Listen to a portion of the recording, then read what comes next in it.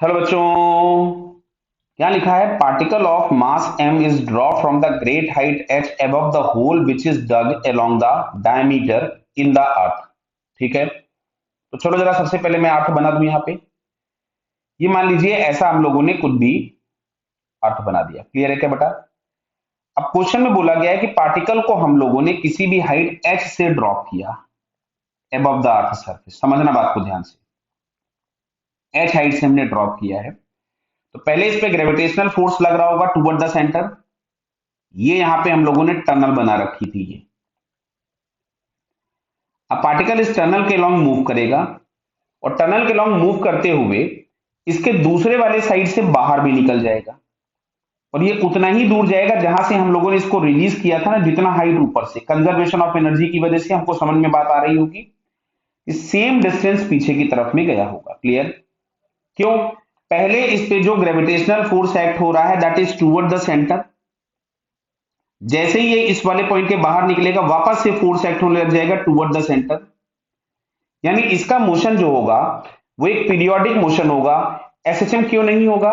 Because जब तक ये अर्थ के बाहर है तब तक लगने वाला जो फोर्स है वो प्रोपोर्शनल टू एक्स नहीं है। अर्थ के अंदर जाने पे ही फोर्स प्रोपोर्शनल टू एक्स मिलेगा। It's motion is not SHM but it's motion is periodic. तो बी आंसर तो एक करेक्ट हो गया। अब बाकी सब जगह पूछा हुआ स्पीड कितनी होगी, कहां पे? Eight the centre. तो हम कंजर्वेशन ऑफ एनर्जी लगा लेते हैं। क्लियर है? तो अगर हम यहां से लिखें टोटल एनर्जी इनिशियल, तो it is minus of G capital M small M upon R plus S. This is the initial energy. अच्छा, फाइनल एनर्जी जो सेंटर पे जब होगा तो सेंटर पे इसके पास एक वेलोसिटी होगी। तो total energy at the centre अगर हम लोग लिखे तो it is half M V square plus potential energy at the centre. तो देखो, पोटेंशियल एनर्जी के नाम पे हम लोग लिख सकते थे m into potential at the centre. तो सेंटर पे पोटेंशियल होता है minus of 3gm upon 2r बराबर। तो ये हमारे पास आ गया पोटेंशियल एनर्जी और दोनों एनर्जीज होंगी बराबर। तो बराबर कर देते हैं भाई इसको हम। तो half M V square plus, तो प्लस तो खैर क्या है, यहां पे माइनस आ जाएगा आपके पास।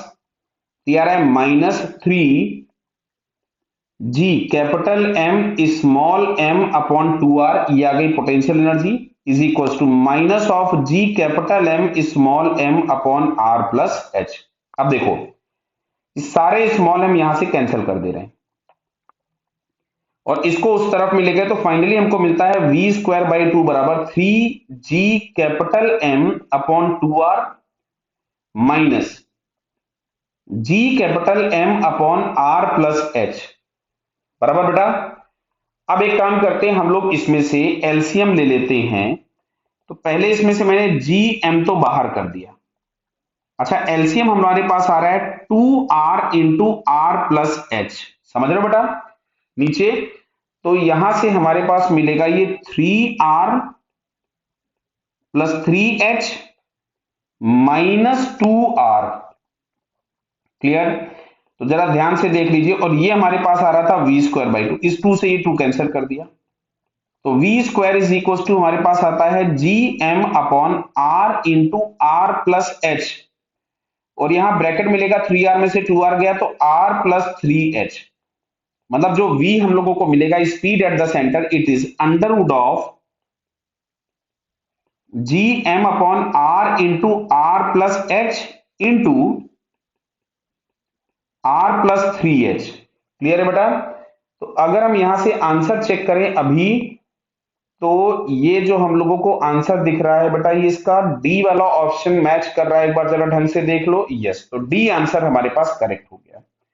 तो यहां से फाइनली अगर हम आंसर की बात करेंगे तो बी वाला ऑप्शन सही था, पीरियोडिक। एसएचएम नहीं होगा बिकॉज ये जो आउटसाइड मोशन होगा यहाँ पे फोर्स प्रोपोर्शनल टू एक्स नहीं मिलेगा। क्लियर? मीन की तरफ लग रहा है जरूर but not proportional to X. तो correct answer is B and D.